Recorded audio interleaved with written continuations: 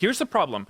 You're committing 2 people bot to make one short-range, super squishy guy who can chunk you and get a bunch of first try gold and feel good about it. It's good dopamine. But that doesn't win you the game, dude.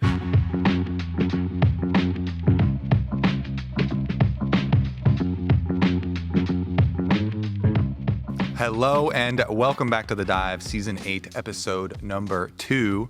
We do have a regular episode for you today, but first, just really want to thank everyone who has worked on the LCS and the Dive in particular that got let go. There was big news, right? Let go of 11% of the workforce, and we knew a ton of really good people. So it's definitely been a big, crazy week. Yeah, I mean, it's really sad. Like, we've both been at Riot a super long time now. I initially got hired in 2014 at this point. You were there even before me. So you've been here over a decade. Even just on LCS, I'm starting my 9th year of LCS. So a lot of these people, I've worked with, I've known for like a decade, right? So it's just straight up really sad to see a lot of these people, go. Even our producer for the Dive got let go, which is really, really sad. So these are a lot of people that, I loved working with, have a lot of respect for, and wish them all the success because they did contribute, I think, massively to what the Dive is, to what LCS is, to what Riot is. So it's definitely been a really sad week, but we're going to try to obviously figure things out and make the best show that we can. So yeah, I mean, it's a tough week, I think, for everyone, but just trying to move forward as best as everyone can. All right, in the interest of moving forward, the LCS is on the live patch. 14.2, we are changing. My favorite change is that they are killing the double support item. I have seen already, though, some threads popping up about supports having problems even without having the double support item, having problems with the penalty kicking in just from their own farming or not even farming at all. So I'm sure that there are some bugs to be worked out or maybe some little adjustments there. But the overall goal of removing double support item, I am very much happy with the direction with. Yeah, that was some of the worst gameplay I've seen in a while. Just Senna running at me with her Trinity Force Light for free and just one-tapping me. So, yeah, I'm going to say good riddance to that. Yeah. If supports are taking a little hit now, it's for the greater good. Yeah. We felt the pain, so there'll be a short duration pain for you just for now. They also nerfed Bloodsong individually, the exposed weakness on it, because that was a big reason why it was so OP, is that it's like 12% increased damage when they hit you with that for melee, and then it was like, I guess, 8% for ranged, and both those did get nerfed. There's a ton of systemic changes as well, like kind of beyond just the double support thing. It seems like across the board, they're kind of just like reducing the damage out of a lot of the items. Looking at a lot of items individually, items are getting nerfed. They're either becoming more expensive. They're reducing the proc damage. They're reducing the AP and the AD and stuff on a lot of these.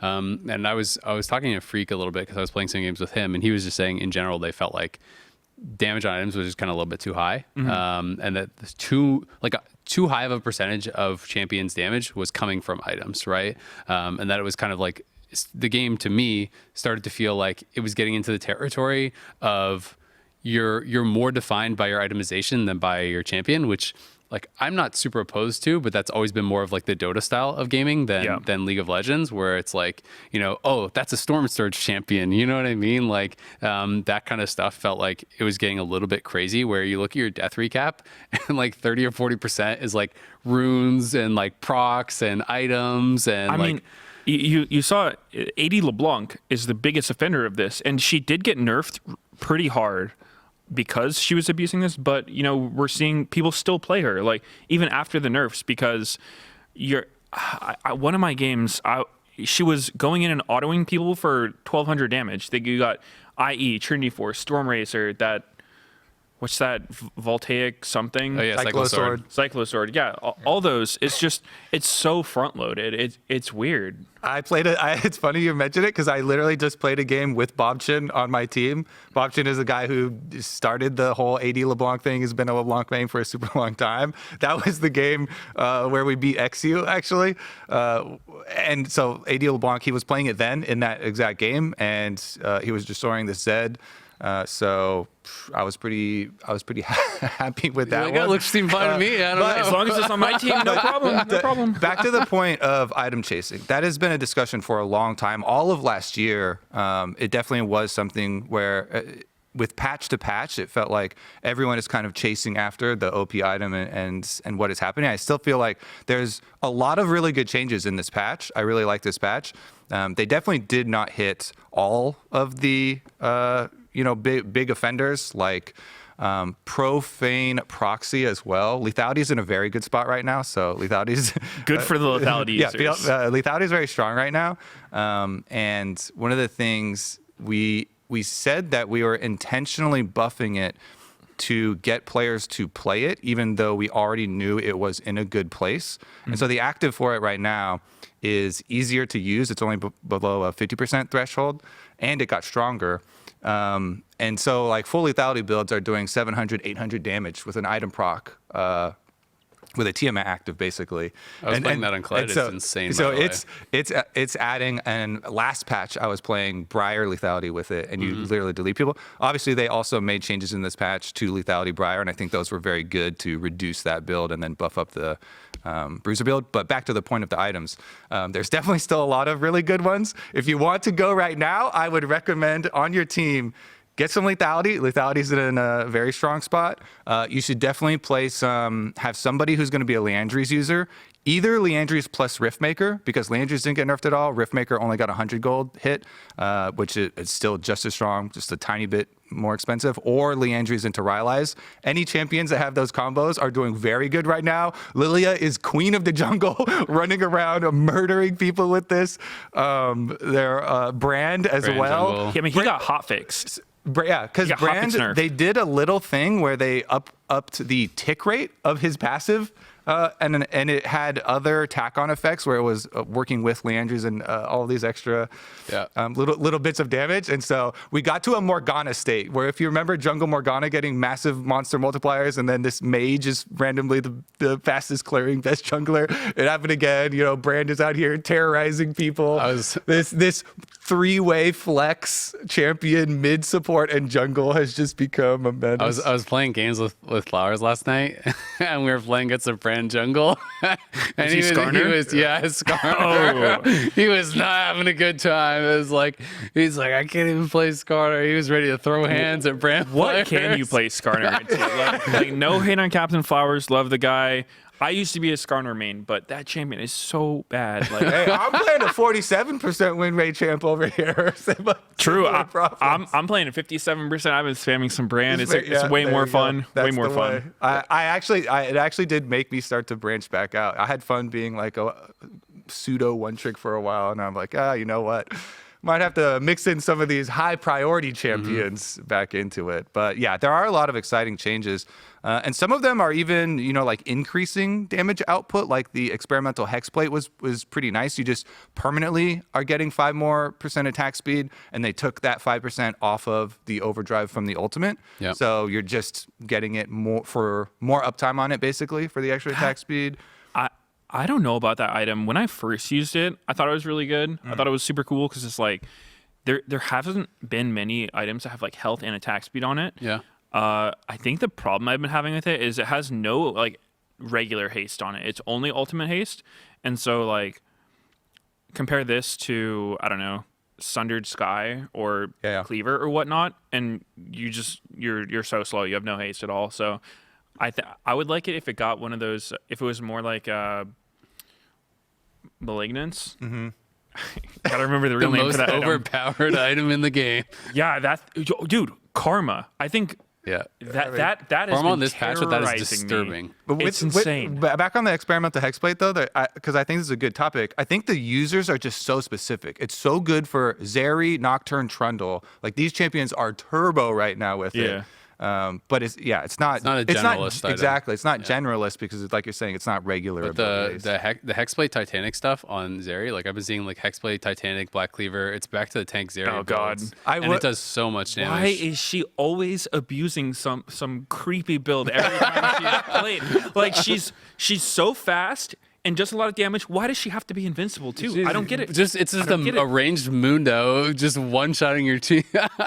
Oh my God. She does really seem like the villain. I thought you would have been all over the Trundle split pushing. I've been trying Trundle. Okay, because Trundle split pushing right now, he works really good. so good with the new Hull Breaker. With the new Hull Breaker, by the way, you can stack it up on the minions to 5 stacks, and then they'll just bop somebody for 10. Yeah, it stacks up on minions, and then you can keep it ready, and then just go bop somebody. Your Q has 25 increased range on this patch, by the way, so Trundle even got more buffed. Trinity Force is so good with him. Titanic is so good. Hexblade is so good. A lot of the stuff I like to play is really good on this patch. Yeah. It's pretty crazy. I would also say there's some interesting changes. Like I haven't heard that many people talking about it, but the ADTF changes are actually pretty big. I don't know if it's going to be popular or not.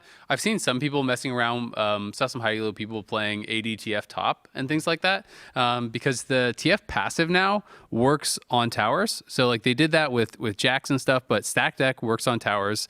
It gives you more bonus attack speed now, and it scales off of AD. It didn't used to scale off of AD at all before. It now has 75% AD ratio on the E, which is the passive. And your card also has 50% bonus AD scaling on it as well. So it's like the ADTF is actually becoming pretty real. You are crushing towers on this. Like, I don't know. Is it going to be something that we show up in Pro? Probably not. I don't think so. But like, I would not be surprised. It might, because I've definitely top lane. You think? I've already not seen top. Okay, that's not top lane, but I've already seen. I think mid will get played. I mean, people are experimenting with it a lot in high elo. I would also say though, some of these buffs just work on AP Twisted Fate also.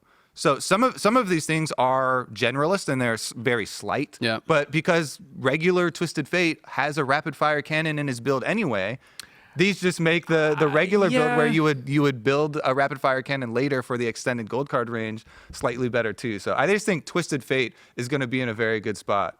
I would be surprised if AP is still the build, because I mean, talking about what we were talking about with like the all the front loaded items, like he's already a champion who was building rapid fire when every stat except the range was useless for him, right? And now it's actually good.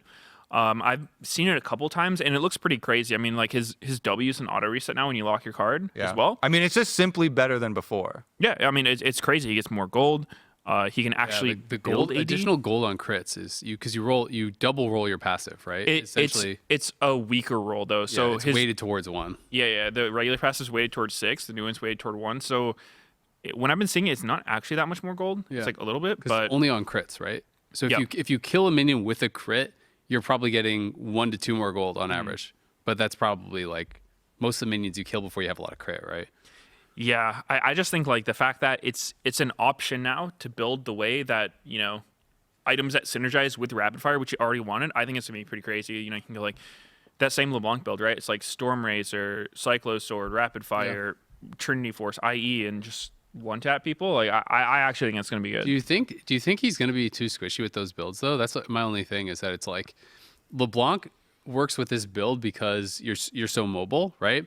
TF, it's like you don't have a dash, you don't have any of this stuff, so he was often going, when he was playing competitive, he'd often have a Zonias in there and things like this that would allow him to have some measure of safety. So I'm just kind of wondering, like, can you actually get away with, you're talking about Storm Razor, Cyclo Sword, Rapid Fire, like if that's your build, you've got no dashes and you have like 1,000 HP. Yeah, that's fair. I think you'll be okay with your 800 range 2-second stun and I don't know, probably fleet as well. Like you're right, he will be kind of squishy, but I feel like it's okay because he has the extra range. But I mean, we'll see. Yeah, regardless, these are very positive changes for Twisted Fate, regardless of your build. Yep.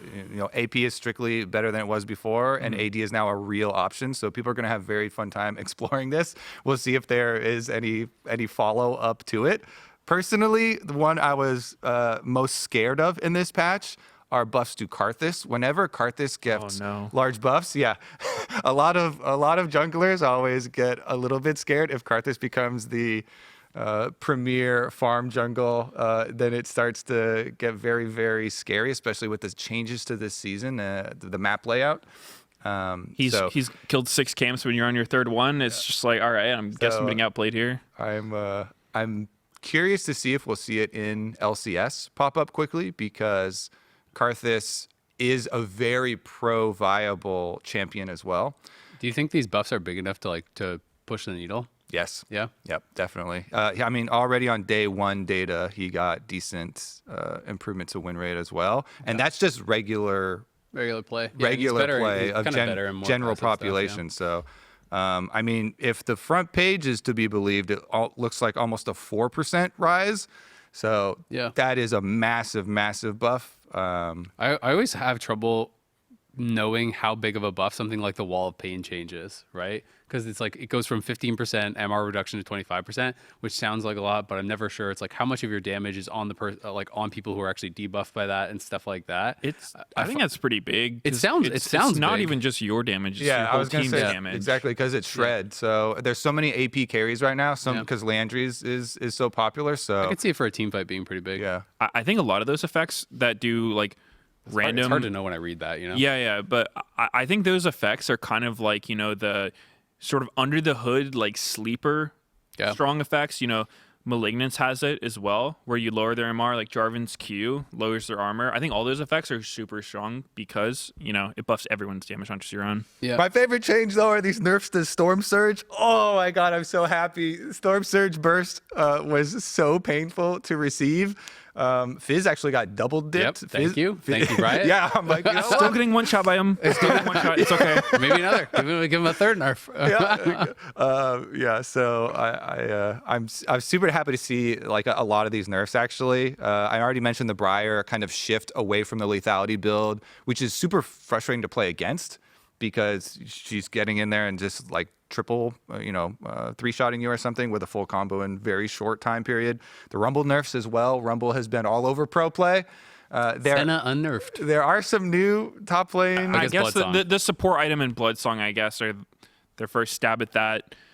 I don't like playing against Senna. I still feel like Senna's giga strong even without double support item. And as well, Sennaphine is still really good as an AP carry bottom lane. As long as your bottom lane knows don't build double support anymore, and you draft Sarah Sennaphine, or damn it, those things always get merged in my head. Sennaphine and Senna together, it's still such a crazy combo. You just build Sennaphine as a regular AP carry bottom lane with Senna still going Bloodsong even though it's nerfed. I guess depending on team comp, you could opt to go with the defensive crown item. Whatever it's called, the celestial or celestial bulwark or something like that. I forget what it is. Something the damage reduction one. It's the mini crown. Yeah. If you're really scared about people jumping on you and the Bloodsong nerfs are too much, but yeah, there's definitely some good options there. I think for other things before we move forward, Karma I think is for sure going to see pro play.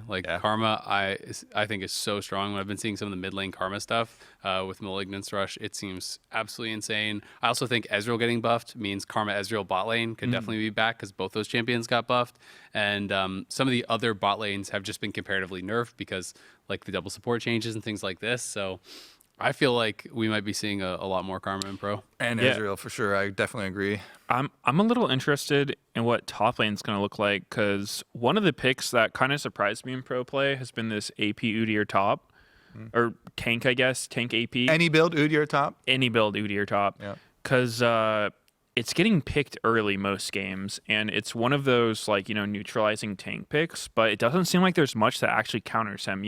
Your typical responses to those blind pick tanks will be some kind of scaling carry, Gwen, Camille, which did get buffed this patch, so maybe those will be better responses, but it's just the fact that he's not only tanky, but he has so much sustaining wave clear has just made it seem like no one's been able to find like a super good response to him. I'm surprised people aren't playing Mord, because that's what I play into it when I see it get picked, and it feels really free. I mean, maybe people at the highest level will just play it in a way that you can't bully, and then they just feel that they're more useful later because, I don't know, they're Udyr or something. But like, I feel like Mord has pretty good value in 5v5, and if the Udyr is just going to build full tank and have to like never fight you on the wave, once you have a few levels, Mord has always felt like a pretty strong answer to me to some of the tanks top.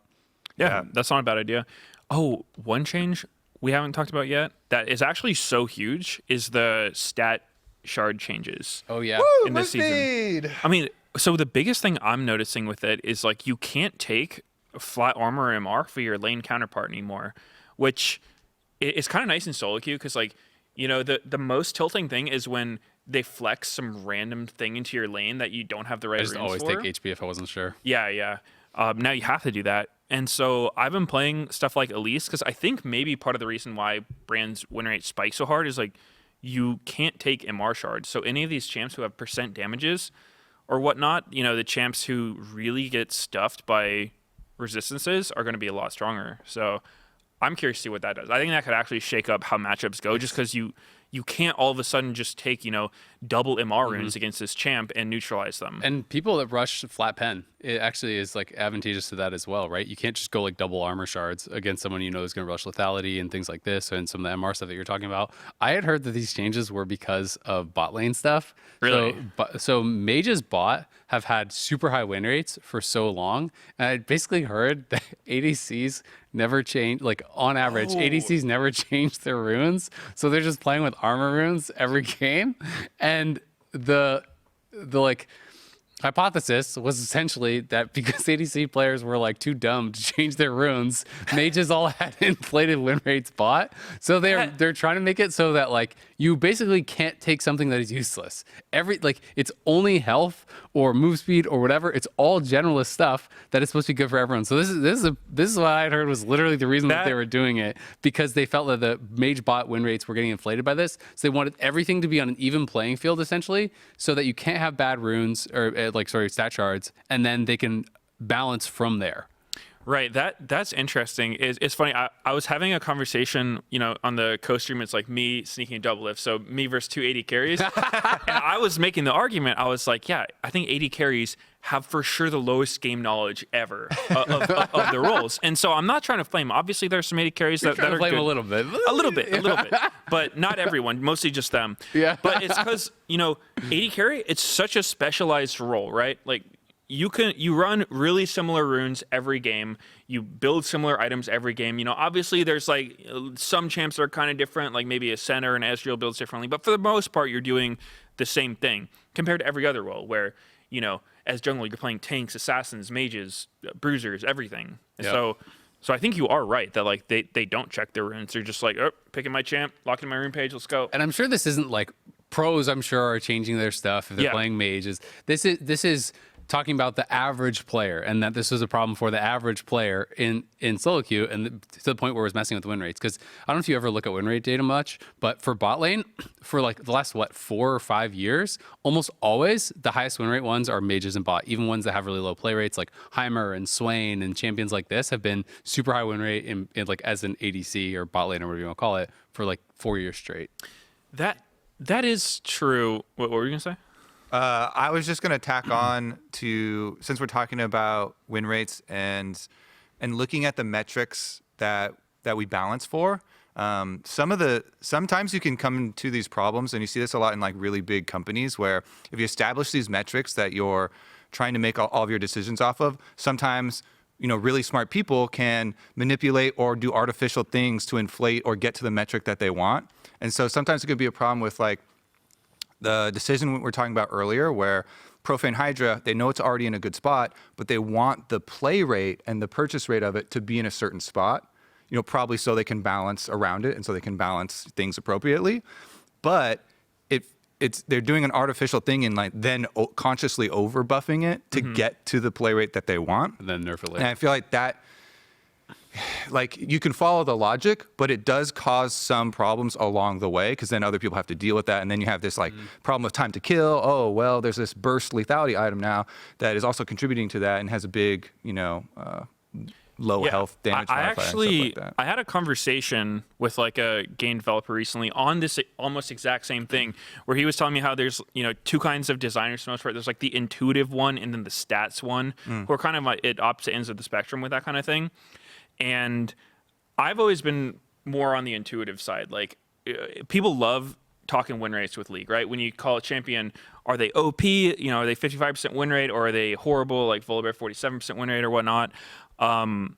But to me, the reason why I'm so skeptical of win rates is the thing that I almost rarely hear get talked about is play rates of champions, because I think popularity plays more into your champion's win rate than anything else. For example, if there's a champion that's just super popular and your champion has a good matchup into that, your win rate will be higher. It doesn't even mean you're better than every other champion. It's just you're good against what you're playing against so often.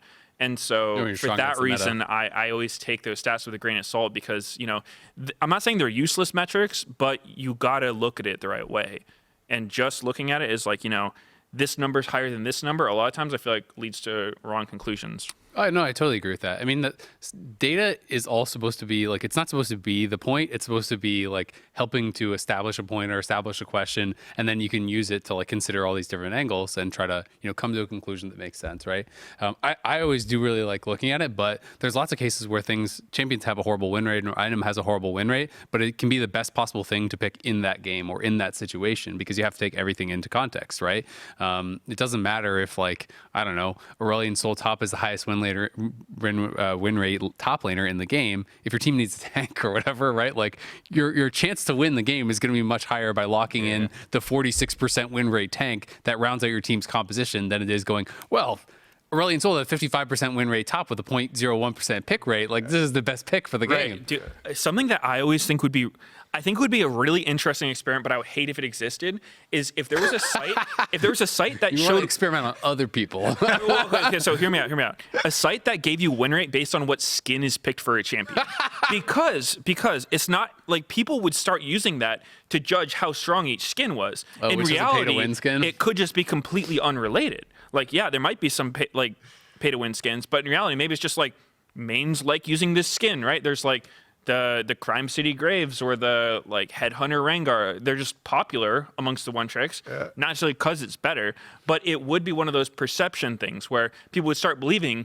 You load into a game, you look up win rates on skins, you're like, oh, my support picked the worst win rate. This guy's trash. Like, why would you not pick the best win rate skin? And then it just starts getting weird. You got to pick what is it? I Blitz or whatever? The Robo one? They fixed it, but yeah. Okay, that one used to be a pay-to-win skin. That was hard to see. There are some that would actually be really funny. I would be super interested though, because most of it you would assume would be like explainable with that stuff. But I wonder if there would be some that would be really extreme on one end or the other, just because the animations are way easier or harder to see. Because some champions, I feel like when I play against the Arclight skins, for example, like Arclight brand, I feel like those animations are really hard to see. Like they kind of blend into the rift a little bit, whereas others you feel like the circle is crazy obvious. Yeah, I definitely agree on that point, especially with some that have globals. Because if you have skins that are just changing how the champion looks, then, that's whatever. But if they change how either the animations or the indicators or spells or something look like, then, like there's a Galio one where the Galio circle doesn't look the same and it's like kind of a soft red now. And the first time someone plays against that, they're like, what is this? Like, do I need to get out of this? And so like, I notice like people have a slower reaction time in getting out of it.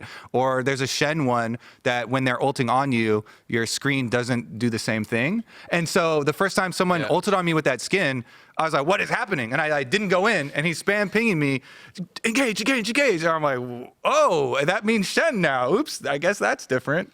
Yeah, the one I always like doing, I've tried to coordinate this on most LCS teams I've played, but nobody buys in, is I'm saying we all need to go the same color skins. Because, a lot of the skins have make it projectiles. more confusing. I actually think that's it's smart. actually so annoying when you play against people who do that. It's like, man, there's a bunch of red stuff flying at me. What is what? Which actually you have to run from, which is just like a random garbage, and which is a hook that ends the game. Yeah. There was a game that actually I actually thought mattered at Worlds. I called it out because Knight was using like Celestial Orianna, and they had another thing that was Celestial, and someone just got nailed by the ball. It looked exactly like the other projectile. You're definitely onto something there. It is hard to coordinate in solo queue for sure. Coordinate the loudest possible skins. Yeah, it's like, is it Godhand Jax? There's one of the Jax skins that I swear when he pops his ult, it looks like his E is going because it has a swirling animation. It's like a swirling light around the top. When he presses his E is louder. But just initially, when a Jax walks out of a bush or whatever, or you quickly see him, if I see something spinning around him, I just think Counter-Strike, right? And I'm trying to get out of there. And it's like, so there's some of those things where it's like, yes, of course, when you look at it, you can tell. But some of the ones with louder animations and stuff can be surprising. I have that problem with Neela. I swear I cannot tell when this champion's W is going or when just some other water is splashing all over the place. Like, I really have no idea when she's using it. Also, because she gets played so infrequently, that's definitely an extra problem. Back on the patch, though, I just wanted to do one more thing. And then let's jump forward. Yeah, one last thing that I was super excited for is actually the Shen getting 4 base AD. It seems like small, but anytime Shen gets buffed like that, and this is a buff that you can use in the jungle, it makes me like really want to do Shen jungle again. And Shen win rate is starting to go back up. We do have a couple of players that play Shen, so we actually might see it in LCS. Whippo for sure. I already watched him play some Champions Queue games even before these buffs, so he might pull it out. And then if he does, because I feel like he's our most experimental top laner, then Impact might do it again and bring that back out. So Shen and the globals coming back might be an issue. I do know there's an AD breakpoint, and I don't know if this is it or if they just kind of like picked that for different things. But with last hitting the range minion with 1 auto without having to use your Q. So I'm not sure if that actually gets you there, but that can make a big difference. I can't remember what the actual breakpoint is, because you need to use your Q to do like a 1 auto kill on range minions after the tower. Otherwise, you have to like prep them all, which can be really hard in some of the bad matchups for them, because when you're prepping the range minions, you're just getting slammed because they're not in range of the tower. So if that actually is that breakpoint, it can be a pretty big deal. And I mean, when you're hitting camps nonstop, the extra damage can actually It's matter. great for the 6 jungle Shen players out there. There you go. Woo! All right. Well, moving on. Week 1 obviously did happen. Was a lot of fun. I actually really liked the faster transition times when I was like not on broadcast. When I'm watching, I was like, "Whoa, this is fast." You get off cast. I go to the bathroom. The game's already starting. I'm like, "Oh my god!" Like this is. It's actually pretty nice. Because this was so forefront in my mind, the first day I super hard trolled Rafa because I had it in my mind. I was like, oh my God, I'm going to have to run immediately so that because we only have 3 minutes transition time, I have to go to the bathroom. I'm going to have to run. So as soon as they played the video that they had, the sound on tape, I put off my headset and I was like, I'm going to the bathroom. And I started running away. And it wasn't the break. And it was just a song that we're playing, and then it was going to come back to us, and Rafa had a spiel, and then I was supposed to toss to a video that he was in. And so I booked it. I'm like, out of here. I'm like, oh yeah, I'm on time. And I'm coming back, and I hear him talking already, and I'm like, oh shoot, I went a little early. I felt so bad. I was watching with Flowers and Kim, who's our manager, and we're all cracking up as soon as it comes back. Because like, first we're like, oh, is this a bit? And then Rafa just keeps going, and we're like, oh no, Kobe. Kobe shows up with his badge on, like you're supposed to hide your badge and stuff. We're just like laughing our asses off. So anyways, yeah, but transition times. I made that bathroom timing though. There you go. Nice. Yeah, I love the faster pacing of the stuff. You know, before when I was co-streaming, I could always play like an entire ARAM from game to game. Oh man, yeah. Yeah, but I mean now I can't, but it's totally fine because like I'd rather be watching the games. My only thing I'd like is more games now because like I think the pacing's great. You know, just Day ends fast. Yeah, it's short. You know, maybe we go to like I've always been pushing for best of 2s in LCS, like in competitive. And people are like, no, we don't like that. It's ties, but like I think it's the way to go, man. This might be all part of Mark's 5-step plan where we shorten it and we're like, oh man, now everybody wants more LCS. Oh yeah, you come begging for more, and then he's gonna meter out some more in the future, maybe. Yeah, I mean, now I'm just making stuff up for Mark. That would be great. I would love more LCS. Yeah, it would be fun. It was definitely a fun first week though. I also just straight up enjoy so much that there was actually big changes for the game for the first time in it felt like a couple years, because I just felt like I had been watching the same game for the last 3 years or something, and this time was actually really fun because it felt like a little bit more like you're discovering it. The patch also didn't come out pre-winter break. It came out after, so it had only been on live for a week or whatever it was. So it was fun just seeing, okay, like what did I think was gonna happen versus what's happening, seeing teams kind of like discover things and figure out their own meta, what each team is gonna do, what their reads are. Some are obviously really good, some are obviously not gonna work and so on. But like that kind of feeling of discovery to me makes the league feel fresh. I love it so much. And I even like, arguing about what stuff is turbo OP and broken. And, yes, things specifically because we didn't have the testing of the normal preseason are going to have a little bit longer of a period to Turns fix. out Lucian, not OP. 0 to 11, LEC and LCS. People love getting baited by Lucian every time. I swear Lucian is good, though. I swear Lucian is good. I'm 0 actually, to 11. I know. He's due. He's due. I know everybody is anti-Lucian now. I actually feel like he is actually really strong still. Turtle looked really good in the games they played, but We'll definitely get into that. Here's the problem, is that I think Lucian with a melee support would be better than an enchanter because Better than Melio? yes. Okay, here's the problem. Here's the problem. You're committing 2 people bot to make one short range, super squishy guy who can chunk you and get a bunch of first strike gold and feel good about it. It's good dopamine. But that doesn't win you the game, dude. When enchanters are good, they're played with hyper carries. An enchanter with Jinx, Kog'Maw, Zeri, whatever. These are the champs that when you play against, you're horrified. You're saying, oh God, the game is going to reach a point where I cannot win. The game's not going to reach a point where he can chunk me for the third of my health and get 100 gold. No one's scared of Lucian doing that. So I think Lucian as a champion is not bad. I think committing an enchanter to him to have this really whatever combo, I think the idea is you smash lane and you snowball the game, but that just doesn't happen. Yeah. I mean, the mid game is supposed to be insane, and I have seen it be so insane.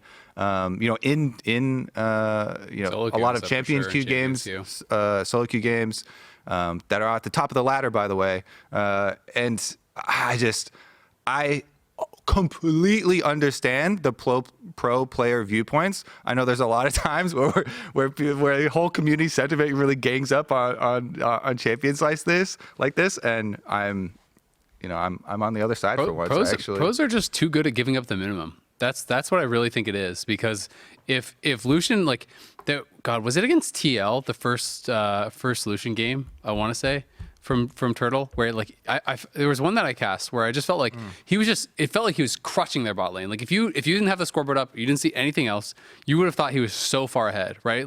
He's constantly going in, they're forcing out summoners. Every time Ignite is up, he's dashing in. I'm pretty sure it was against Core, and he'd Ignite Core, he'd Ignite Yon, he'd get them to 10%, and they'd have to base, and you're like, man, they're getting trashed.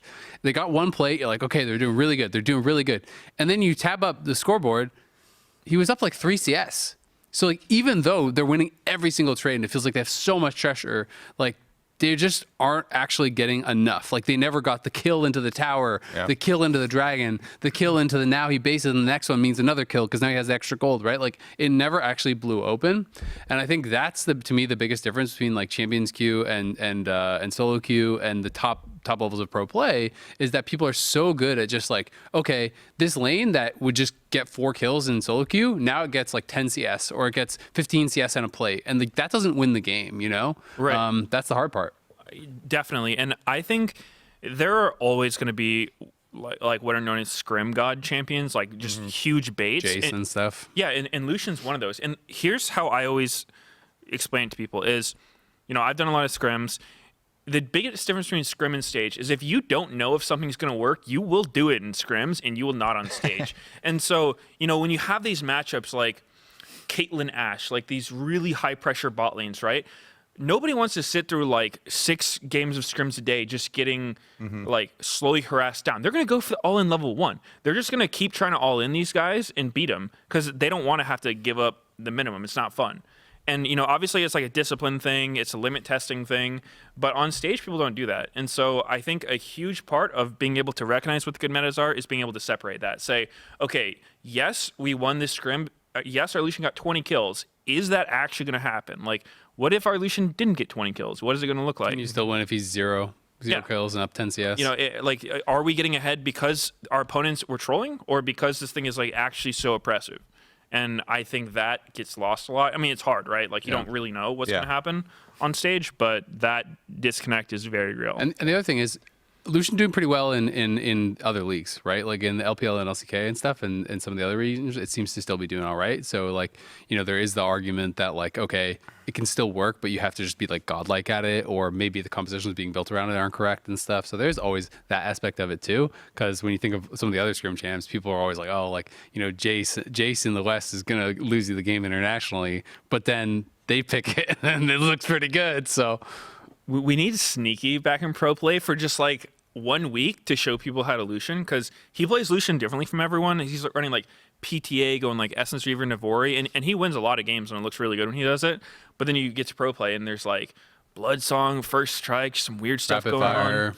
Yeah. I mean, I gotta Turtle was say, doing Storm Surge, Rapid Fire, Blood Song every game. Turtle was looking really good. He was. They did not lose because of the Lucian in that game. I mean, he had some good plays. There were also a handful of plays of just running in and dying immediately. And yeah, there definitely were. I believe But the question is just, if he was playing a different champion, would they have a higher chance to win? Because I agree fully. It's not like that game was on him. He played really well. Yeah. And I'm not saying like, Turtle, you're crap. I'm saying, if you picked something else, and you played at the same level, would you have had a better chance to win? That's all I care about. The point I want to bring up is what a lot of people, especially last week, were playing into, which was a tank frontline and Sarah or Senna There was or Azir a lot of times, all stuff kinds of like outranged. healing and shielding. And so if you're going to go into, there's always this cycle where it's supposed to be like, oh, DPS greater than tanks, greater than burst damage, and then burst damage is supposed to be better than DPS by assassinating them. Mm-hmm. And so that's how you kind of get into the circle that we have, like that's in solo queue right now, which is like, oh, lethality is really strong, but then also that means that pure tanks are going to be super strong to the lethality. Oh, but then Leandry is going to be super strong at killing these tanks, type of thing. And so, like, I think it might you have to pick it in a good spot as well. But it's definitely a very powerful tool. It's not universally powerful. In LPL and LCK, 65.2% win rate, by the way. There we go. It's doing really well over there. Get good. Something in the water, you know? LEC and LCS, what are you 0 and 11. 0%. 0%. Not quite as high. Yeah, I mean, the other champ that's kind of been running pro play, at least in the LCS, has been Azir. Like, that champ's nuts. I think I'm going to expect to see him permed, because it seems like the only response is Corki, and that's not even like a counter. That's just someone who's not going to die on repeat when they get scooped. So, Yeah. What do you think about the like Lichbane for fleet footwork type stuff that's showing up some? I think Lichbane is a bait. I think Fleet Footwork's great. Just Nashor's Deathcap Void. I think you do that 99% of games, unless you, for some reason, need a defensive item. It's really interesting, because I feel like more and more I'm seeing Crypt Bloom just straight up replace Void Staff. Because like Void Staff obviously has, I think it's 10% more Magic Pen and maybe 10 more AP or something. But Crypt Bloom obviously has the ability haste and has the heal, and it's also cheaper, I think, on top, if I'm not incorrect. So the more, like, at first when I saw Crypt Bloom, I was trying to think, oh, who would this really work on? Do you have to have a bunch of melees to make sure you're getting value out of the heals? And I realized I was thinking about it incorrectly. Like, the stats are just so good on that item that you don't even have to really even care about the proc. Like, the proc is just this little... The heal is so bad. Exactly. The proc is just this little bonus throwaway thing. Like, the stats are just really good. This item's just really good. And so I've been seeing more and more people, and I feel like more and more, we're just not going to see Void Staff. We're just going to see Crypt Bloom built in its place. And it seems to perform better on, like, almost every champion. You're totally right about that. I think a big part of it, too, is the lack of ability haste in mage items. Yeah. And so it gives you that much needed haste, because something that Brand has been a huge pick, and I think it was June, like XU. Oh yeah. Shun. Shun. Yeah, he absolutely demolished. Yeah, and he went cooldown boots on Brand, which I thought was, like crazy when I first saw it. But then I started trying it in my games, because the problem is, you're going Leandry's, Rylai's, you have no haste. Your abilities take forever to come back up, but you get those cooldown boots, and it actually feels pretty good. Brand's never one-shotting people in a combo anyway, so you just have so many more spells, and then you get the Crypt Bloom afterwards, and you have like this good mix of damage and haste. Especially the way that ability haste works, where the first ability haste that you buy is going to be the most impactful, because your cooldowns are the longest. It feels so good to get a little bit mixed in from your boots. I've been a huge proponent of that in the jungle, avoiding the But normal ones. we're getting all this stuff on live patch. It's going to be on LCS this week. We've been talking a lot about patch because it's kind of been a bit of a hot topic. But let's start talking about the standings. All these teams are going to be playing it, this week in LCS. We're on 14-2. If you didn't know that, that's what it means. Comes out on Wednesday. You see it in the LCS on Saturday. The teams at the top, C9 as well as FlyQuest starting 2-0. We have 4 teams in the middle. Energy, Dig, TL, and 100 went 1-1. And then Shopify Rebellion and IMT ended up 0-2 on the first week. There wasn't anything super shocking to me. And like we can start at the top and talk about Cloud9 and FlyQuest because Cloud9 super team firing on all cylinders, kind of how most people expected. Except to me, I did feel like I thought Shopify was going to do a little bit better. But then if you look at the exact games, and we'll delve strength of schedule. Yeah, we'll delve into their games as far as strength of schedule, but then also, what was used in those games and them having to play into like Sennaphine and Senna and stuff like that is I think where the nuances lie there. And I still expect this team to be pretty good. That being said, originally when it was announced, and Turtle performed super well in my eyes, they said that they were going to have the B-Boy issues sorted out. So he should be here. I think we'll definitely check in with Riven and see if they've actually been able to get him here, if they've been able to practice with him, because that would definitely heavily affect my rating of this team. But starting at the top, Cloud9. Jojo and Blaber, no problems working together at all. I even looked up the stats. Both of them are number 1 and number 2 of any player in the LCS for gold difference for the early game. They are both performing well. Kind of felt like they won all their lanes, won all their team fights, and won all their games. The only thing that gave him trouble the whole weekend were the pauses. Like Blaber ending after the pause. I mean, what can you do? Lost focus. Yeah, I don't blame him. It's tough, but yeah, I mean, this team. No surprise there. Looking super good. I think, at least right now, it seemed like the only team that could actually challenge them would be FlyQuest, because they also were looking really good. Maybe not quite as clean as C9, but and FlyQuest did play Immortals in Shopify, so much like it's easier competition, I guess. I mean, I think the C9 thing was even more impressive because they're playing against Energy and doing it. Though a lot of people maybe expected Energy to have a slow start because they weren't practicing much in the off season. But Cloud9 is just going to be so interesting to me, because the expectations are so ridiculously high. It's like they basically clapped both their games, they won all their lanes, they did everything right. Even it was the Energy C9 game that we casted with Doublelift, and Doublelift was saying, oh yeah, for the bot lane it was Lucian Melio for Energy versus Varus Nautilus for Cloud9, and he described it as Lucian Melio wins levels 0 to 18. So like he's like there's just at no point should you ever be able to do anything, and it should be like a massive advantage for Energy's bot lane, and Berserker and Vulcan ended up ahead. And so it's like, okay, well, if this other top competition, is picking a lane that's supposed to be like this big counter to yours, and you're losing anyway, then that's like really, really tough. So the expectations are so high for this team. I feel like not only do they have to win, they have to dominate for everyone to be like, yep, good job, Cloud9, because everyone thinks that they're by far the best team. The teams think they're by far the best team. The players think they're by far the best teams. The coaches think that. The community thinks that. So in a lot of ways, I feel like you become your own worst enemy in a way, because it's like you have to not get too inflated in an ego and get lazy, or things could actually turn quick.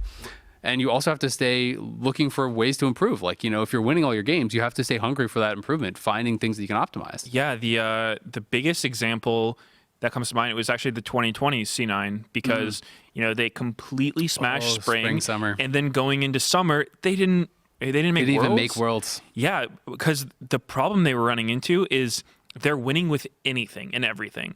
And so in scrims like we're talking about, where you're trying to actually get a read on the meta, if you just win every single game, it's hard to tell what works and what doesn't work when everything's working, right?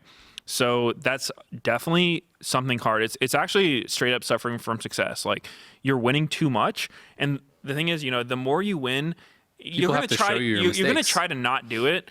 But like, you're gonna get a little bit complacent, right? Like, you start expecting to win, and that's never helpful. It's gonna happen. It's hard to fight. So yeah, they're gonna need every team needs to like lose some game to like remotivate him. But that's why Cloud9 is a 12.7 KDA superstar jungler sitting behind Blaber to keep him motivated. Mm-hmm. I also to give some hope to the fans of all the other teams in the league. I have heard from 2 teams specifically that they think Cloud9 is very beatable in scrims, and their win rates have gone up a lot from the very beginning of the season.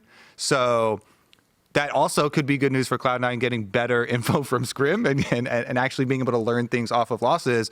But I think for the entirety rest of the league, it's really important to think that they are beatable and have the confidence to do that in your play, because then you start playing way different if everyone's just checked out and they're like, oh yeah, Cloud9's for sure the super team, best team or whatever. Then you start doing a lot different things, not only in scrims but also on stage versus them. And so I really liked the end of the week podcast that we had with Jat, Jensen, Dokla, and XU. Jensen talked the most confidently that I've ever heard him, like, unleashed, trash talking people. He was like, Cloud9's very beatable. I only give them like 10 to 15 or 10 to 5 to 10% chance to win the entire split. He was feeling super duper confident. So I'm super hyped up for, the matchup versus FlyQuest. And we've had really amazing teams also totally flop. The Immortals Huni, the Lucian top stuff was famous for a long time because of that. They ran the league in the regular season and then, got bopped out of playoffs pretty quick. So by this guy. Hey! Yeah, I mean, it can happen, man. It can happen. What was it? TSM, when they were on their crazy final streak. I think the final streak got broken by Immortals, by the Hakuo Thresh, right? I think that was because they had been to like 10 straight finals. I want to say it was that Hakuo Thresh year that actually broke their streak of making it to the finals. But he was on a different team. Hakuo was on Immortals. Oh. Wasn't he? Or was it? Am I saying the wrong thing? Was he on Clutch? I feel like it was Clutch, but it was a long time ago. It was a long time ago. I feel like it might have been. I remember the Hakuo Thresh game. series though. I have that like stuck in my brain. And TSM never banned it in the following games. He kept just slamming them. But like it happens, right? So Cloud9 can't get cocky. FlyQuest, the other 2-0 team. I think they had a good first week, but again, they beat Immortals, who I was actually shocked. When we did our power rankings, I don't know where you had them power ranked, but we had all the LCS power rankings. I don't know if you were on that. But every single person had them 8th. Like, so I thought they would be unanimously near the bottom, but I was actually shocked that everyone had them 8th. Not one person had them 7th in our LCS power rankings. So like that was crazy to me. That was actually more crazy to me than like anything else on there, because I didn't think they were like so much worse than everyone else. You know what I mean? And that's what it makes it seem like. It's all a comparison, though, right? Yeah. It's like. But if every single person has them 8th. Yeah, it doesn't mean they're like, that's horrible players, but it means they're not better than anybody else. Yeah. But for that to be unanimous, you know what I mean? I mean, it's like, damn, that's cold. I mean, like they've got a lot of players no one's heard of. They've got a lot of players people have heard of and, not too excited about. So, I mean, really low expectations for them. Yeah, well, we'll get there. But so FlyQuest beat Immortals and they beat Shopify. They came out, they did, I would say, pretty well. It wasn't like crazy dominant. I know some people felt like things could have looked different in the Shopify one if Inspired wasn't there for that early gank to actually kill Insanity when he blobbed on the Zac, because he was actually in a pretty good spot in the lane before that, and I don't think Jensen would have been able to kill him off. So people were like, maybe if that went different, the lane could have looked different. I had some words for Insanity's Zac. You didn't like it? No, I didn't. It was, I mean, honestly, early mid game wasn't bad. Yeah. But he came in my Twitch chat the next day and he was like, yeah, I'm sorry about that Zac game. And when I was watching it, it's like, oh man, I actually think solo lane Zac is really good right now. It's insanely strong. So I didn't even dislike the pick, but he's playing against Poppy. It's hard. You got to fight the urge to just jump in. It's so tempting on Zac. Bobby Gregus said, "Won't he ruin your life?" I feel like. Yeah. But the thing is, there's a workaround. You start with your Q. Like you slap someone, and then you can if you hit like a frontliner and you can flash hit someone else, you can true combo. Like you just do the slap, instant E, R, and you can start the fight that way.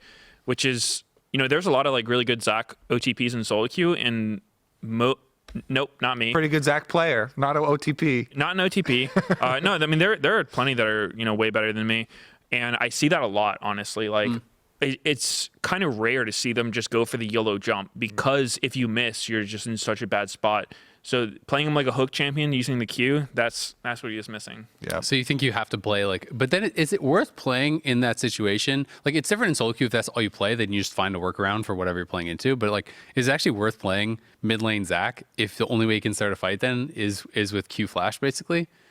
I mean, Because it's like I the wouldn't say range it's the isn't only that way, long. but I think it's not so much that you can never jump in. It's just that you shouldn't always jump in. There are other That makes options. sense, yeah. Because I went through this exact same learning curve where I was just jumping in and getting like Played shit on or this or repeatedly. that, yeah. And so then I started watching what other ones were doing, and I'm like, okay, you don't have to. You just play them like a regular frontliner. Just stand with your team, and then use all your CC that way.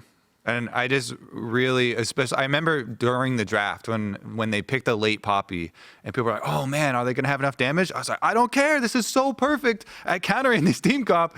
They have Sarah Sennaphine, this combo that I just always mix the name of every single time. I can't stop doing that. The Sennaphine. The Sennaphine. Plus, they've got Poppy frontline, and I forget who the other frontliner was, but it was another big, beefy, like Ornn or something. Up there. I think he played Udyr both games. Maybe it was the I Udyr, feel yeah. like I can double check though. It was it was definitely the one of the two, and it's just like so Bobo good at played shutting Udyr. it down.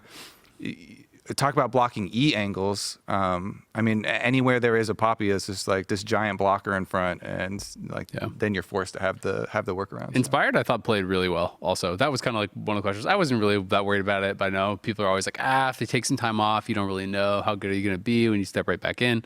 Inspired looked really good. Inspired's super good. He's really good. I've played against him. He's very smart. He is super confident. He knows how he wants to play. Puts out a lot of pressure. I think he's for sure. Like, would I put him top 2 jungle with Blaber? Maybe. Like, he's up there. Him for or sure. River, I would say. I feel like that's got to be the top 3, right? Is there anyone else I'm thinking of? Contracts is good. Contracts. Contracts is really good. I feel like contracts at Worlds was like insane. Contracts during the regular season, I don't think These first 2 games, I thought were both good for him. they were good. But I just meant like, over the last while, it's hard for me to like put him on the same level as like Blaber and stuff in the LCS because I feel like they've been a lot more consistently high level in the LCS. Yeah, for sure. Regardless of specifics, he's But still really up good. there, right? Yeah. Like, Inspire's incredibly good. Very good jungler. And I think that their FlyQuest topside looked really solid. I think their bot lane still, they're pretty green. I think that As expected. yeah, It's I mean, Massu's first stage games, right? obviously, there's nothing wrong with that. I think that if they went up against C9, that bot lane would probably be a pretty big problem for them right now. But, obviously, long split, they can have time to improve, get more comfortable and everything. So, yeah, I thought overall not bad. But like you said, strength of schedule. Yeah, that's gonna be the big thing, and it'll be interesting to see. Coming into week 2, I'm actually gonna try to pull up their week 2 matchups. So week 2, they play against TL and Energy. So I feel like this is actually gonna be a really good test for FlyQuest this week because I feel like both those teams, FlyQuest and C9, were basically everyone's top 4. Right. So this will give us like kind of a good barometer of where they actually are. Right. We know they're better than some of the teams that are a little bit more towards the bottom, obviously. How do they fare against TL, against Energy? Because those are going to be, the big competitors, I think, for people that are trying to chase after Cloud9 and take down Cloud9. So I think their matches this week should actually be really fun. Yeah. One other, I guess, is kind of a concern for me with FlyQuest is. It's a good and bad thing, but it's Whippo's play style is because, he played his Olaf, and after the game, he was feeling really good about it, saying, like, make your own style, don't follow what everyone else does, which, I like that. I will say some players will get a little too carried away with that, where I think absolutely you don't need to just follow the meta, only play what everyone else is playing. But at the same time, there's a middle ground where you don't want to never be playing what everyone else is playing. It's not like because everyone's playing it, it's wrong. So I think you need to be a little bit careful that you don't try to like get too focused on, Creativity being for unique, creativity's sake. Yeah, exactly. Being like too edgy with your picks. I mean, obviously he's played a long time. I don't think he's going to go there, but it is kind of a concern. Yeah, especially with top laners, because sometimes top laners, especially because pro play is very different from solo queue for them too. Sometimes you'll get this problem with like the main character syndrome where you're thinking the whole game is about you. And when you're talking about, oh man, guys, just give me some time to scale on Olaf, I'm gonna become unstoppable. And sometimes, like a lot of the times, you're not the main character, and so you definitely, especially for a top laner, need them to play side characters, frontline character, whatever stuff. There's this stigma about being a tank top player too, which top laners don't like. It's like, well, tanks are amazing right now. You don't want to be known as a tank player. Yeah. But then you have people like Impact who are happy to play tanks. And 369. he just laughs his ass off at people who think that. It's just like, wow, like you keep being the main character and I'll keep winning. Yeah. It was interesting. I was, this is, I don't know, a couple weeks ago, I was watching Popo's stream and some people were asking about like some of these more niche picks and stuff. Like, oh, like, are you going to bring out Riven against, if you saw like a GP, we bring that out. It's a really good matchup now and things like this.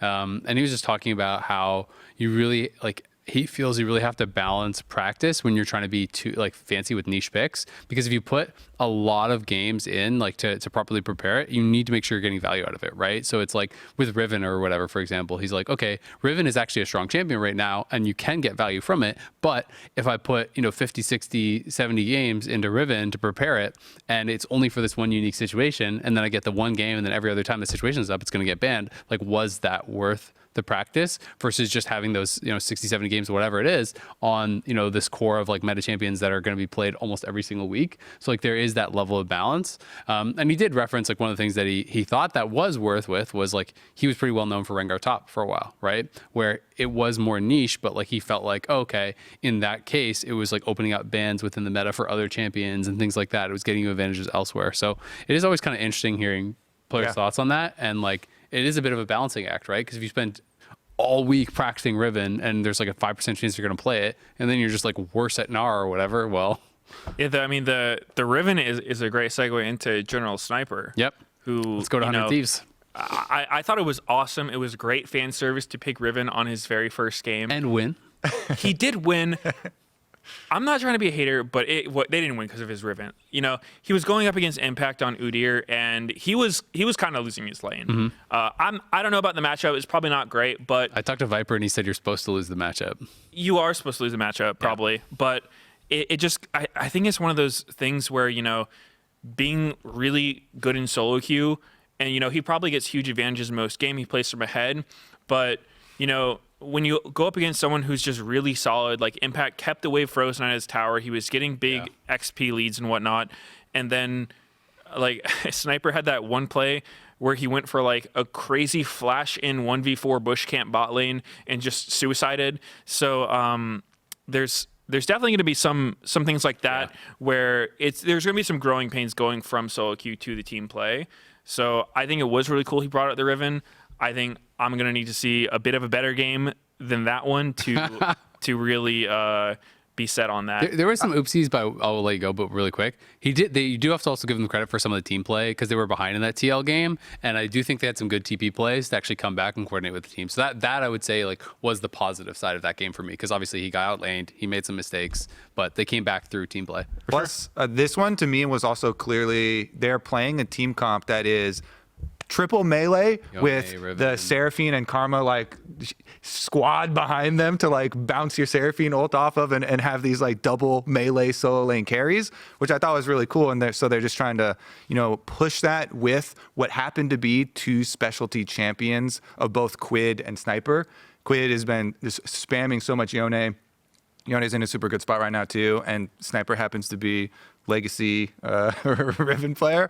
So that's why I thought it was really cool, because this was a case of not being like, oh, main character, but being able to use your main character in an overall, designed team comp.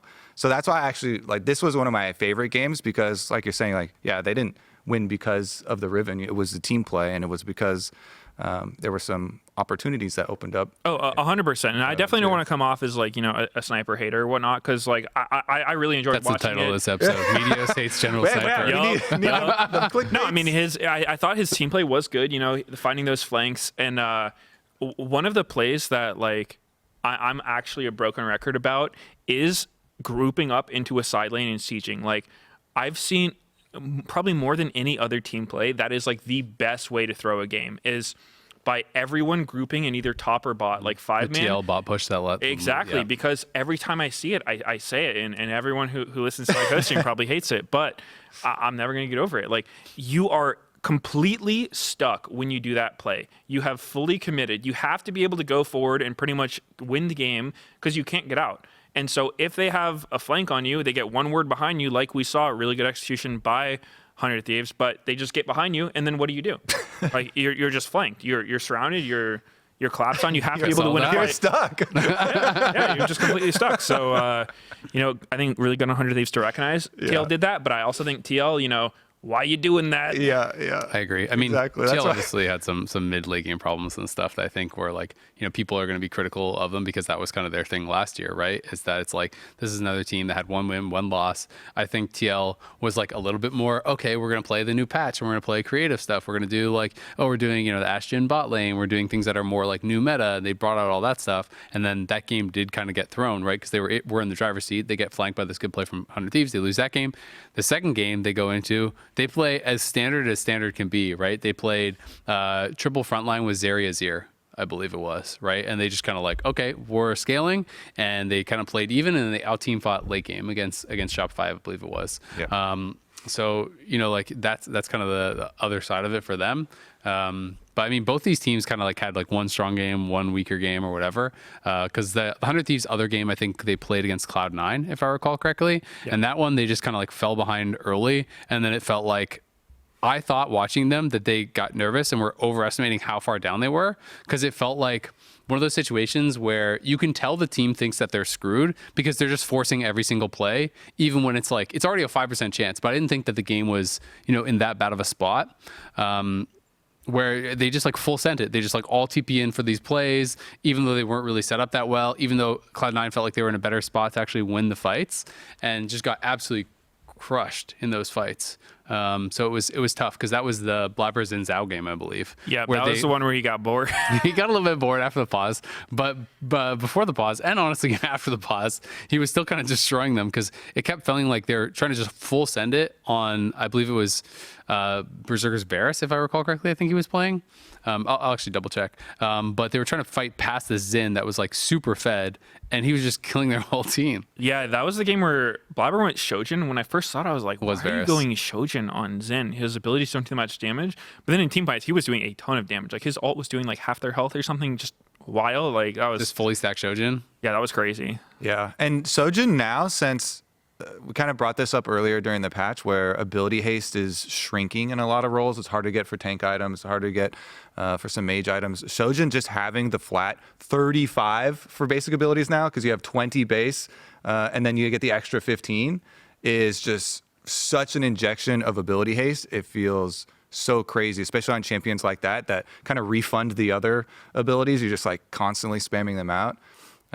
So definitely like the premier source for ability haste now too, to be able to just be that front line anyway. So what do you guys think about TL then, right? Because obviously a lot of hype around them, a lot of people even had them up to like second in the power rankings and stuff like that because there's so many rumors about them crushing in scrims. They have impact back, etc. What was the read on them for first week? I feel about the same as I did. I'm still going to have my magnifying glass on, especially UMT and APA, to see how they're going to work together, how they're going to even play individually this time around, because to me, that's the biggest changes that Team Liquid made is now they communicate in English, so it should be theoretically so much better and easier for APA to work with the team. He even stated last year during some of the controversy over picks, he was like, yeah, I play, Jace or whatever other picks, but it's not good with our team because we can't communicate. And so that was used at times as, an explanation for some of the restrictions. I feel like there are no restrictions. They have really strong voices on this team, I know for sure. Everybody except for Jan talks a lot on this team. So I think that might be one thing they have to filter through is like, whose plan do we follow? If there's 4 players with strong views of the game and strong plans, that might be something that we look at with this team beyond just the individual performances. I'm in a similar boat. I think, they were okay. They didn't really blow me away or anything, though. I think, their game against 100 Thieves, up until the point where they threw really hard, was pretty good. But obviously, that decision and missing the ward behind him to get TP'd on, unlucky, happens. APA had a pretty rough Ziggs game. River was kind of owning him. He was getting pwned quite hard. I think, there's only so much you can do against a Yone Vi. I'm not saying you should never die to it, but you should probably not always die to it either. I think when I was looking at the item choices, I thought, maybe you go with Seraphs this game when you are against a team that is all diving you, right? I think that's a totally reasonable choice. Maybe get an early Zonias. I'm not exactly sure. He got Zonias. I can't remember if it was second or third, though. Yeah, he did get it. So I thought, maybe he got punished a little bit more than he could have. But did you see Licorice's segment on River's game against them? Because Licorice did a kind of cool segment. I don't know if you caught it. No, I didn't see that one. Okay, well, he just did one like kind of following. He felt like that game was basically like a River 1v9 against TL. And one of the things that he highlighted that was kind of cool was that TL moved to do Herald, and basically 100 Thieves decided, okay, they can't actually contest it, and the expectation was that River would then go cross map and trade. And instead, what River did was like River sat in a side brush like between APA and the Herald and didn't actually contest it, and he forced his flash really early by doing that. And he felt like that was kind of like the snowball that started it, where like They had vision. There was 2 over on Herald, but like Sniper was pushed in. That was the Riven game where he was way down. So like, okay, we can't fight this. So River just waited in the side brush and actually caught APA walking over, forced his flash, and then that was kind of started the snowball of his deaths, where then he didn't have flash. He came back mid, ults him, they dive him, they 100-0 him there, and they kind of like kept doing that.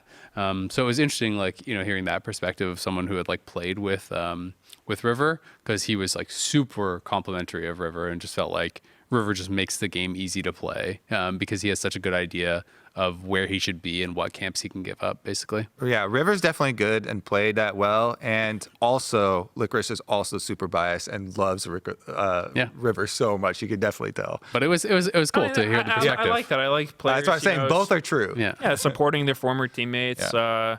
I'm sure he would have loved to keep playing with them, but, their team disappeared. Going back to TL, I think their second game against Shopify, it was a win.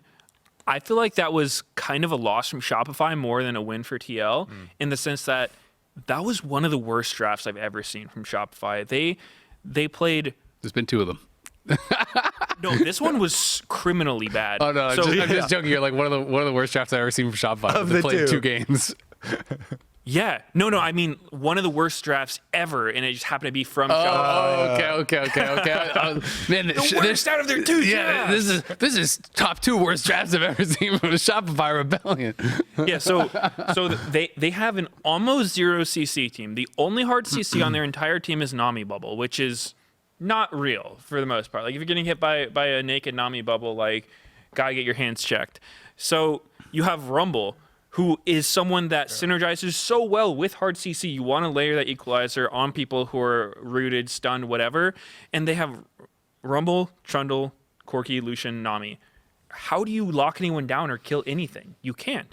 And we saw every single fight. It's like you throw a pillar up, they walk away. You throw a Rumble ult, they step out of it 1 inch. Yeah. So, I think TL played okay this game, but I feel like it's pretty hard to lose to that draft, honestly. Yeah. I kind of saw it as, and I'm not really offending because I kind of felt similar to you. I feel like playing with a hard CC when you have some of these champions is really, really hard. But I kind of saw it as they were just trying to play basically as poke, right? Because they're going Stormrazor, Rapid Fire, Bloodsong, and they're going Corki with Malignance and whatnot, the Corki poke, and then it's just Trundle just pillaring into poke. It's kind of like how I saw it. But you can't just win off poke against this composition because TL had Poppy and Udyr in the front line, and then they have Zeri, Lulu, and Azir, right? So it's like they just have these beefy frontliners. It was like a Koenig, Rooker, and Rush from Impact, so he's just like soaking all the poke and kind of just walking at you, and you just kind of get default outscaled by this comp. So yeah, I agree the draft didn't really work out well. This wasn't like a hyper impressive game from TL, but also they just kind of like did what they needed to do, right? Yep. They just like sat around and waited till 25 minutes when their champions were stronger than their opponents. They kind of won.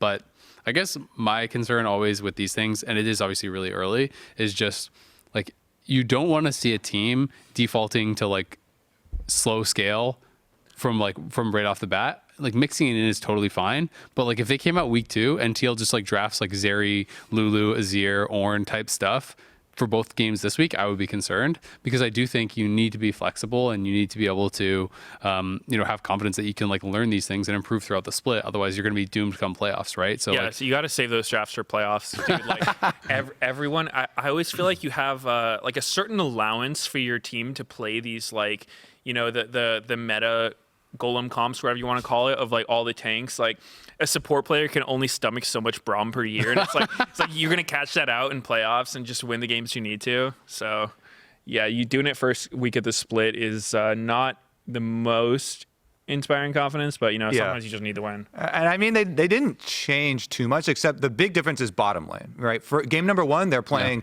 win bottom lane, and game number 2, they're playing we're totally scaling bottom lane. And so that is a big shift.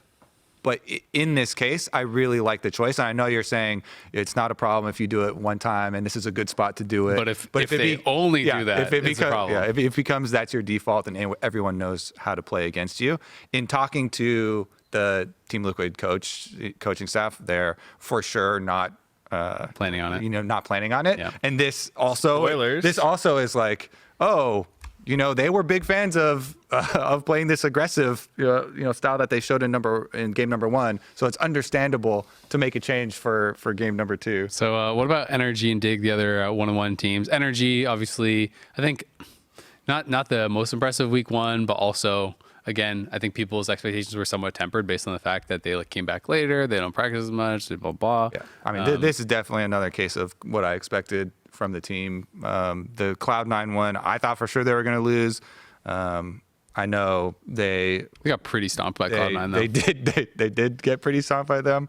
The thing I want to mention is, I think it was a slow start. Everyone's expecting him to ramp up, but I was really impressed by Palafox, especially in their game they won. His Corki was so nuts. Like he basically started off their advantage by just walking top lane to hover Dokla when he was getting dove, and he just showed up. And if I'm a jungler and I'm diving their top lane and a Corki shows up to counter me, I'm just like, why is he here? Like, that game sense is just registered that's happening, realize you can help contribute, even though you're on, a scaling pick. Most people are probably just going to default mid, kill their minions. So I think that kind of game sense, realizing, okay, this isn't my champs forte, but it's just a really good opportunity, I should go for this, is super smart. I was really impressed by Palafox. And I love when people don't lose that by when they're changing the style of champions that they're playing, right? Because Palafox, I think, is really good at playing for the team and playing that moving style when he's playing aggressive champs. But like you're saying, no one expects it from a Corki.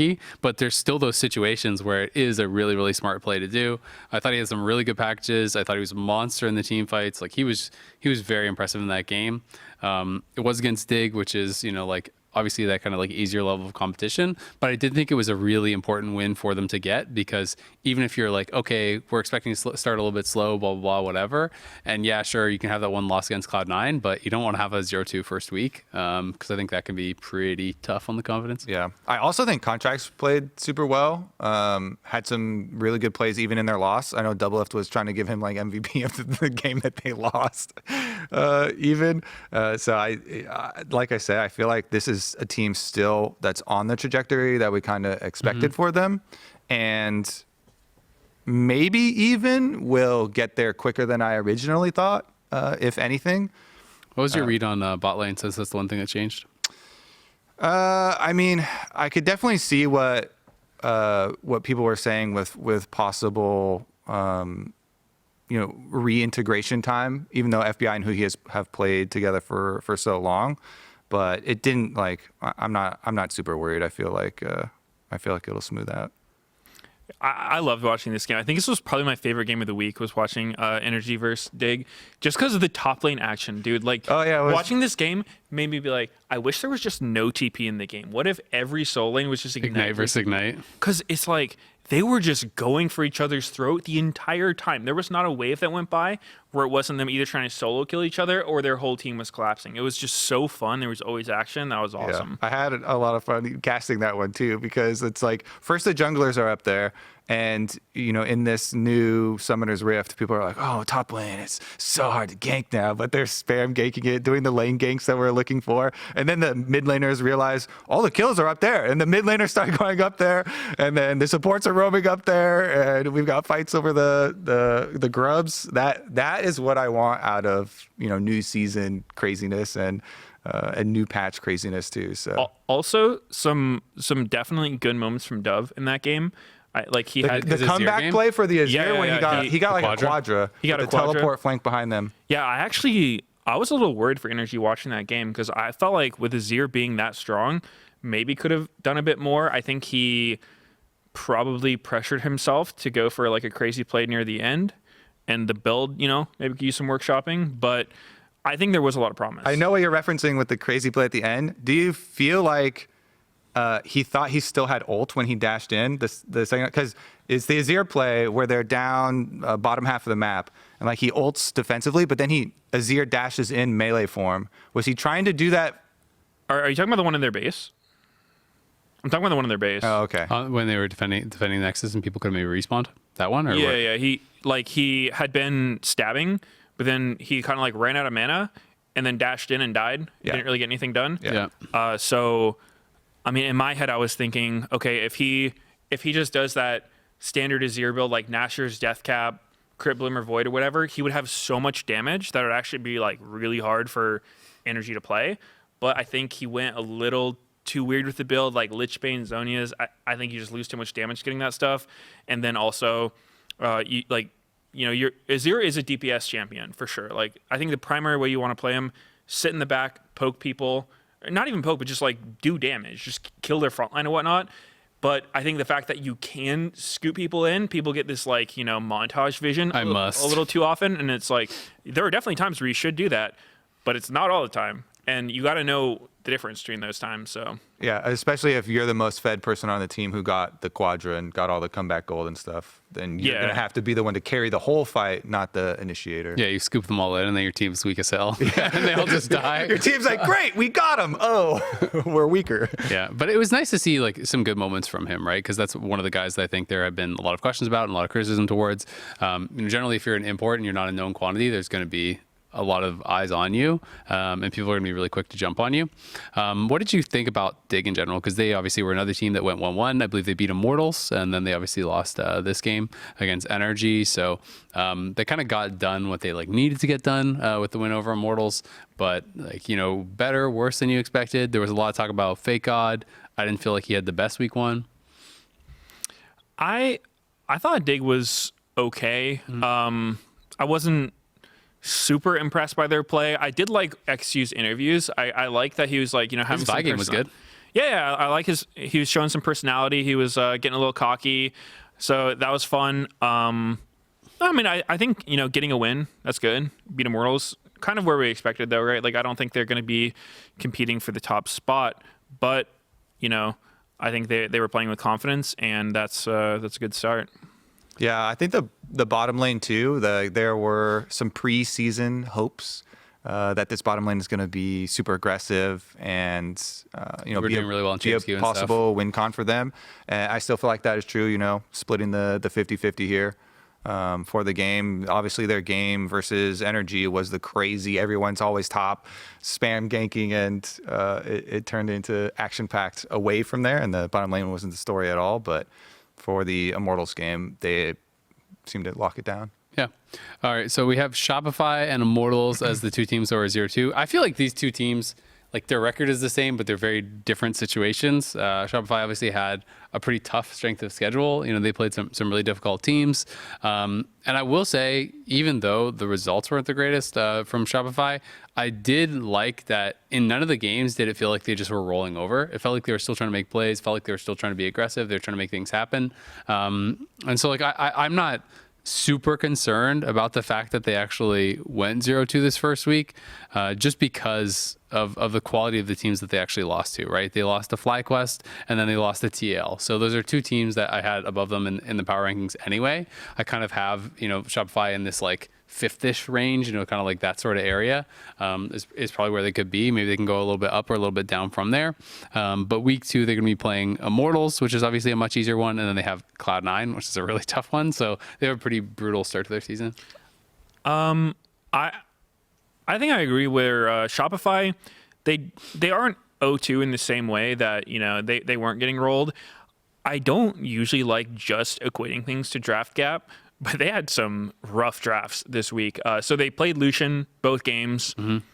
They drank the Kool-Aid, believed in the Lucian. I mean, I don't know. I think maybe Lucian can be okay, but I think getting a finished support item and getting 9 gold for melee minions and having first strike and doing 0 sustained damage is probably just not the way to win games.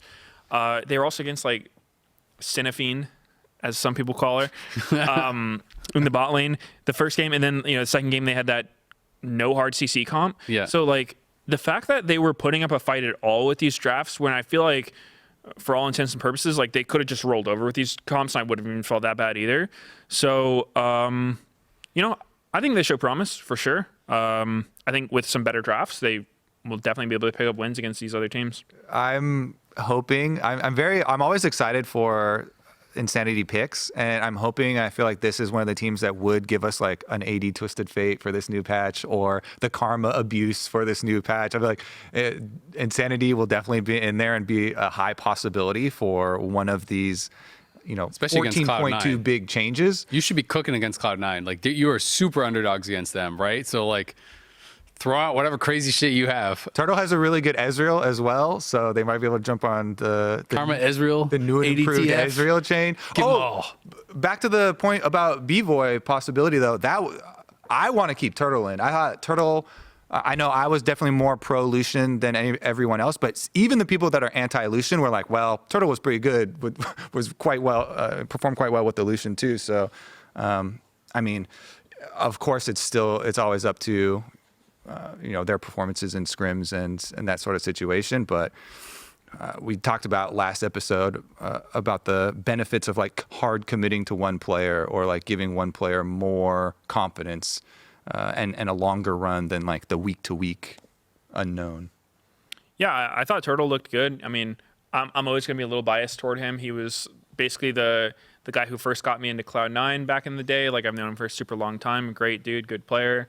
So I'm always gonna be rooting for Turtle. Yeah. And yeah, I think they're definitely a team that's not just gonna be bottom in the standings at all. I think that, obviously I don't know how they're gonna draft. Maybe they cook pretty hard, but yeah, they'll probably have some good ones. Yeah. All right. Well, Immortals. Okay. I was gonna transition to Immortals too. Yeah. I was like, you think Immortals gonna have some good ones? That's a question. I mean, I would say expectations are pretty low for Immortals. I was kind of disappointed, even with a bit of a low expectation. I will say it was, it's the first time playing in a tier 1 league for Castle, his first stage games and stuff. But one of the things that people were hyping up for me was his Jax, and I did not think he had a very good Jax game. So that was kind of a little bit disappointing to see he couldn't really at least translate some individual performance there to stage. But they just looked a little bit lost to me. Is one of kind of my biggest concerns. Is it didn't feel like Immortals really had that kind of clear game plan where they're all on the same page. It's one thing to lose, but it's another thing to lose and feel like you weren't really sure how they were supposed to win. You know what I mean? When it doesn't feel like the team is all on the same page, working together, working towards the same goals. That was kind of my biggest concern coming out of week 1, watching their games, is I don't really know what the goal of this team is. I don't really know who's supposed to be the main carry, who's supposed to be the person you're mostly playing towards. All right, is this supposed to be different every game? Is it supposed to be based on the situation? What are your kind of goals as a team? And I was left feeling pretty uncertain, I guess, about how they even want to play.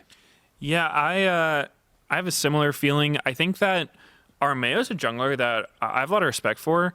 I think that his playstyle is similar to Blaber in the way that he does really well on a winning team. If he has winning lanes, this guy will be so solid, and he'll just do smart plays and win you the game. I think that on a team like this where you don't really have winning lanes, at least not consistently, You got to be more the river style. It's tough. You got to find the creative plays, and that can be that's a lot of pressure on a jungler when you can't do the normal thing to win. So you start having to make creative plays, take some risks. Maybe they don't pan out. So I think that's probably going to be a hurdle for him to have to face the split. I think on the bright side, I think Olay looked pretty solid in these Immortal games. His Blitzcrank was really good. He was hitting some nice hooks, and yeah, that's all I really got. My plan for Immortals is you have to snowball bottom lane to win a game, because I think that you got no faith in Mask and Castle. Yeah. After these couple of games too, I really feel like you should just double down on tactical. And I, as a jungler, would sacrifice grub timings in order to go for a dive on bottom side. Try and utilize the draw of the grubs to enemy jungle to be up on top side, and just force bottom lane dive, and try and blow the game open that way. I think you need to take a lot of risks here for Immortals to overcome some of the hurdles that they're coming up against here in the LCS. Do you guys think that Armeo can actually be that player though? Because I feel like he's been the same like farm prio type player, like you say, for pretty much the whole time I've seen him. Anytime he came up in the LCS, he came up in the LCS, then went back to Academy, came back up. I feel like he's always been more like tank style player, farm scale, look to team fight. Like I've never felt like I've really remembered any games from him where he's like going for the level 2 Jarvan ganks. He's like spam ganking on Lucian. Like he just doesn't seem like he does that. And so it's like, it feels like a lot to ask when it's like you sign this player knowing that he's one thing. It's like you sign Impact and you're like, all right, we're going to need you to play Fiora every game. You know what I mean? I would say as like a defense for Armeo against that point, the beginning of EG last split was really, really good. He was having some like crazy aggressive games. And granted, he did have a strong team at the time. That's true. He had some really good Vi games and stuff. Yeah, I mean, I remember he had one early Viego game, which was like one of the most 1v9 games I've seen in a while. So, I mean, I know Armeo can do that, but I think it's just going to be like how well can he gel with his team? Like how well can they see the game the same way? Because I can say from experience being a jungler on a team where there's not a lot of like team cohesion, not a lot of trust between teammates and whatnot, it's super weird to play. And so being able to, navigate that situation can be hard.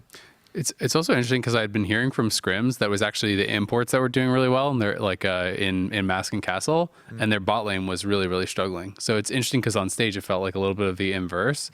Like how have you ever dealt with that in any of the teams that you played on Meteos, where it was like, like the opposite of scrims is kind of happening on stage, and like how would you navigate that? Because it's like if Mask and Castle are clearly the best players every game in scrims, and like you play way more scrims than you do on stage, and Tactical and LA are struggling in scrims but are doing well on stage, it's like, do you change the game plan? Do you default to doing like what you've seen so many more times work in scrims?